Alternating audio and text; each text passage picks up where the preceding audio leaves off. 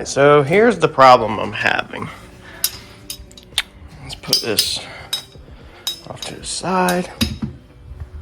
Is these pedals. I've already built these things once. Okay. And well, there goes that light. Anyway, so I've already built these things once. And I don't have no help. Anybody to help me, so I just have to do the best I can. But here you can see kind of when your foot rests naturally with the steering wheel. Okay, the pedal's a little off, and then to reach this brake pedal is really awkward.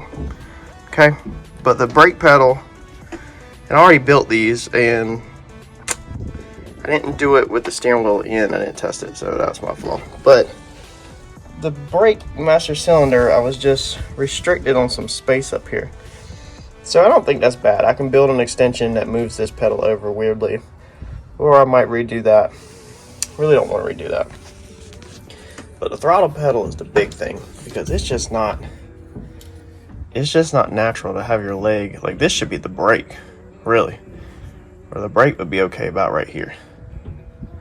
So everything, you can see everything's just wrong. But I didn't want my foot into this carpet either, just trans tunnel, you know, and continuously wearing a hole in that. So that's why I spaced it over. But what I'm gonna work on today is I think I'm gonna change the pedal up so that it just mounts to the floor. And I'm gonna just see here, that's my foot flat against the trans tunnel. So I think I just want to move it over just a little bit. Which actually I might be able to just redo what I got instead of building it. I might actually just be able to flip this one to this side and this one to this side, but down low. I'm gonna play around with it for a second and see what I get. But I just need this pedal more over here on this side rather than over here, and then I gotta figure out how to get the brake pedal over. Alright, so just flipping that piece around fixed that issue. So now we got the pedal on this side versus this side, and I did slightly bend it, and I also went ahead and added some springs right here just for kind of temporary to keep the pedal up. So when your foot is naturally right there, it's naturally right there where it should be right now. Like you can plant your heel in there and then you're straight with that, so that's perfect. Yeah. Harper, what do you think?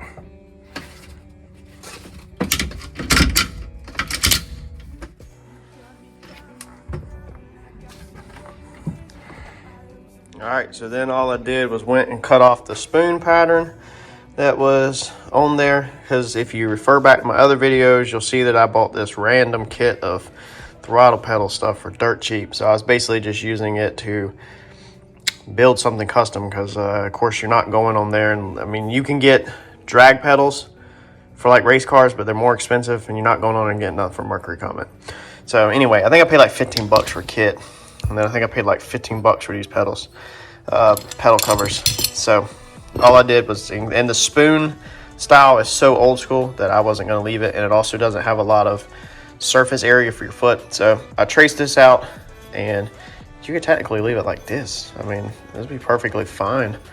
But I've already got these pedals, and that will definitely make a lot better looking product. So like I said, I got these off eBay. They were new, I think, but they were cheap. So I like to use this one on the brake pedal also, get rid of the Willwood one just so they match, because it did bother me how I had the Willwood brake pedal but not a Willwood gas pedal. Anyway, bolt this together and then get it back in the car. Alright, so now that that's fixed and all that's adjustable, so you can take the pedal apart and move it more up. All that stuff's adjustable, and we'll probably make a throttle linkage that comes off of here and it comes that way, or either that way, probably that way, so that the cable can shoot in up there. But for the brake pedal, I kind of want it over a little ways this way, so you can foot brake, you know, so you're not like right on top of yourself. But I do just want it a little bit more this way. So what I'm thinking about doing is I think I'm gonna just take it out the car, take it to the shop, put it in the press, and basically bend this pedal where it's just a little bit more this way, because there's no real reason to take it like out and remount it when I can just bend it, you know, and then maybe put an extension on it. But I think that's what I'm gonna do. Maybe weld a bigger foot plate on it, a wider one, but I think that'll fix the problem for that. Might go ahead and mount the Holley screen today too. Let's see what we get. All right, so we removed the windshield wipers out of this car. So now on this one, you've got the fresh air cowl. So now when you wash it, or if it rains, water, this is a street car, even though it don't have windshield wipers, water actually leaks in through where the wipers were bolted from the inside. So I got to build some patch panels real fast. So I need a patch panel the same shape as this so I can put some silicone on there and put the factory bolts back in. And that way I can seal it up. That way later on I could unbolt it if I wanted to put wipers back in the car. So all you do is quick to build a patch panel like this. Some of this stuff can actually stump somebody if they don't know how to do it or they've never done it. So I'm hoping to show you how I do it. Go to your trash can, get you a good old Tony the Tiger frosted flake box out. Take your razor blade, cut you a plus sign or X in the center of it. And then all you'll do is you'll just take that and push it down over that. Now we can take this and flip this over and trace it from the other side. So we flip it over. And this will work on pretty much anything once you learn this method and you get the hang of it. And actually, let's turn this around to this side so it's easier to see. And you can make templates for anything like this. You just take your marker, trace around it, cut it out. And I'm actually going to just cut this piece. Once I make this template, I'm just going to cut this out of aluminum, and I'll double check it here in a second. And actually, we're going to check it out. It looks like it's going to be the same on both pieces. Yep. So we'll be able to take that and we'll just cut that out. And we can go ahead and mark the holes. Harper in the background again. It just started raining and she is just absolutely tickled. And it's raining.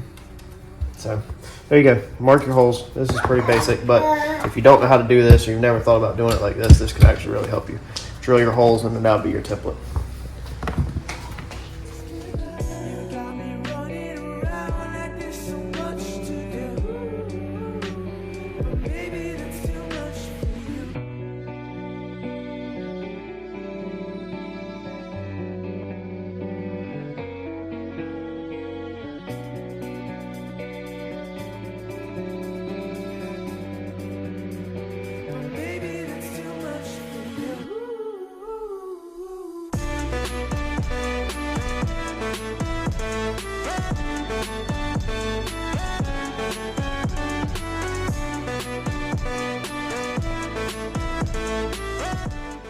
So here's what we're finished with, or here's what we end up with, is this little plate. Now from the factory, they have these gaskets on them. There's no way I'm trusting that back on there. So it would actually, it's a cork gasket and it's actually still pretty soft, and so it would work on probably if you were actually putting the washer arms back in there because of it having some strength through it. But being this is such thin aluminum, we're just going to take some silicone, some black silicone, and cover it really good, and then put the bolts in there. That way if we ever need to take it off, we can take a flathead, pop it out, and it'll just come right back off. So let's get this thing siliconed up and put it in.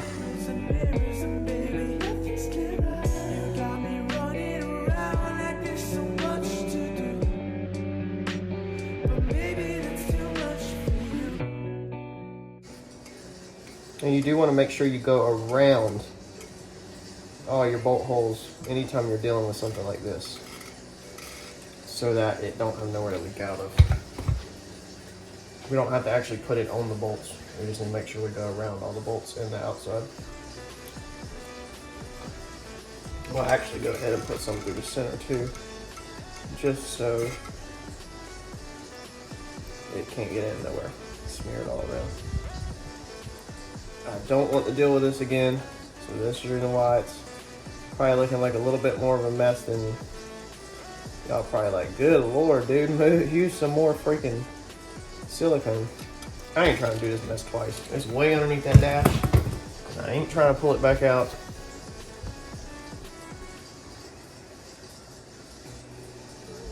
So I'm gonna go ahead and make sure the first time I do it that it ain't gonna leak.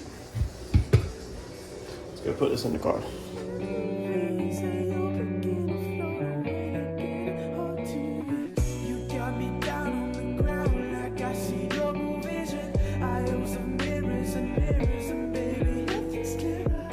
that's one plate in there. It goes right there. And then the next one we got to get, you can see, is right up there. So let's cut our other one, get that one in. Now you can also, in this situation, take this and use this as a template. If the item you're taking off has a gasket like this, but I just wanted to use this as an example to show y'all how to build a delete plate or some kind of panel that had, you know, a stud through it or something that was hard. Just keep your brain muscles working.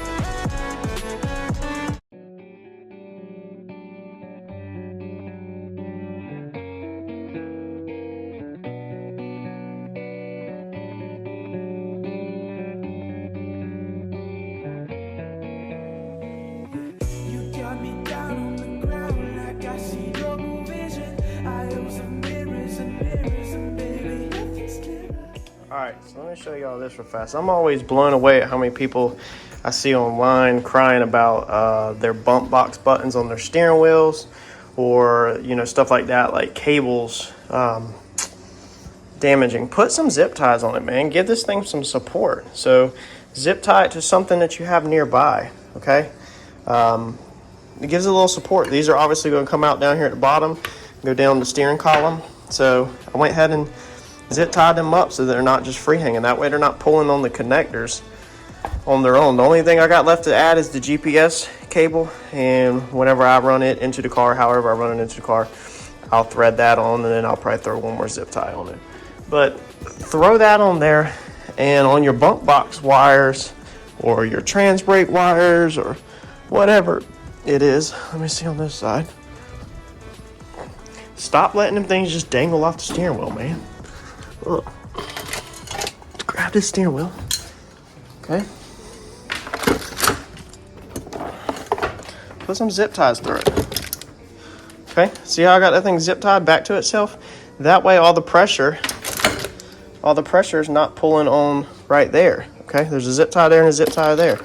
All these cables are pulling on the zip ties. There's no pressure on my actual buttons. I need to actually tighten that down.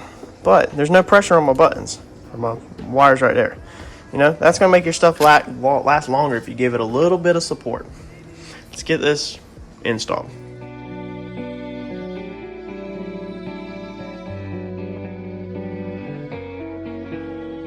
Alright, so there we go. And that steering wheel, I just clipped it on. It's like almost touching the dash. It does get a hub. It's actually got to be spaced out like 3 inches. So it's getting a quick disconnect hub. I just haven't ordered it yet. Now that I got the screen in, I'm actually about to go inside literally right this second and go ahead and order the quick release hub.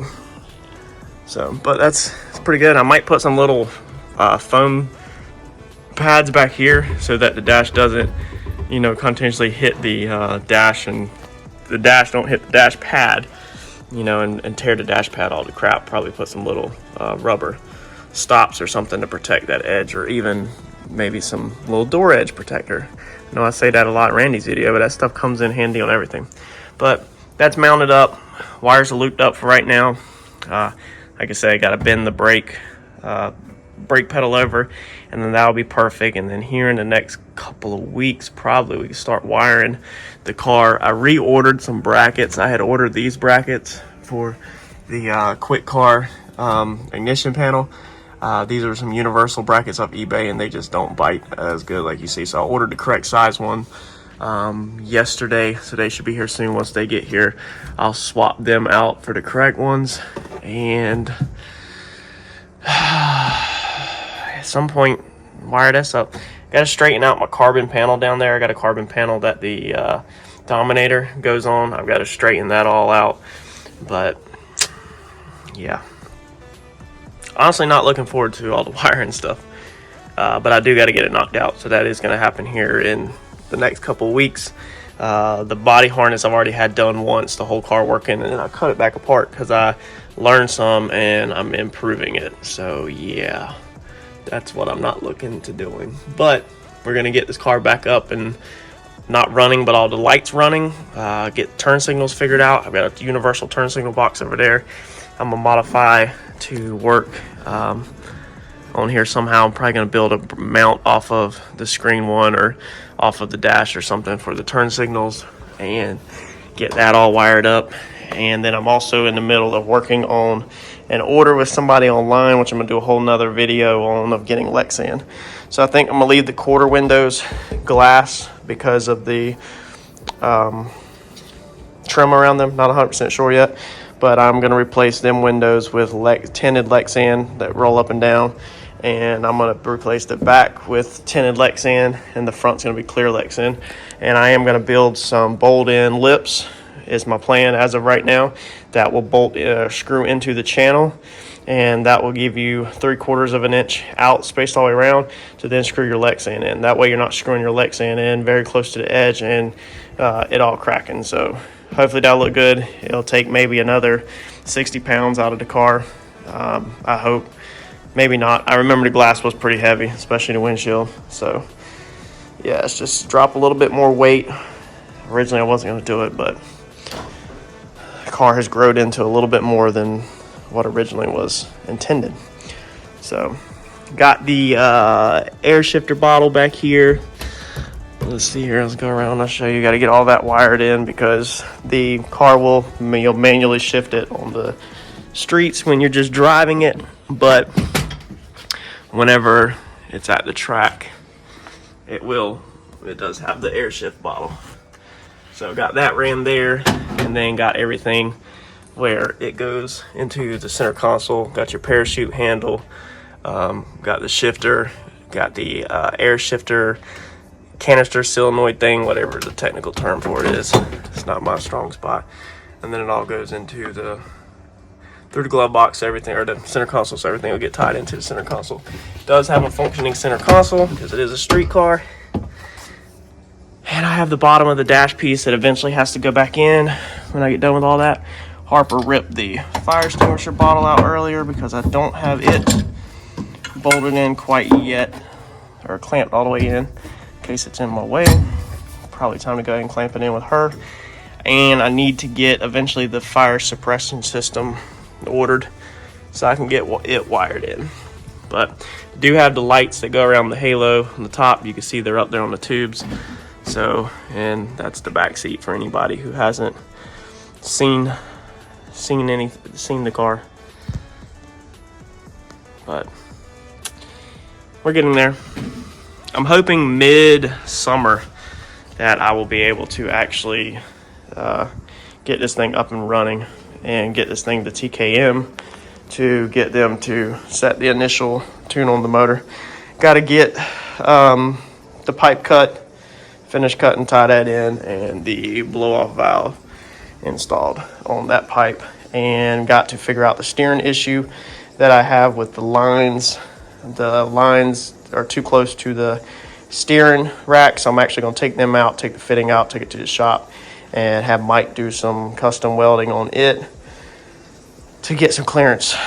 So yeah, so that's going to be it on this one.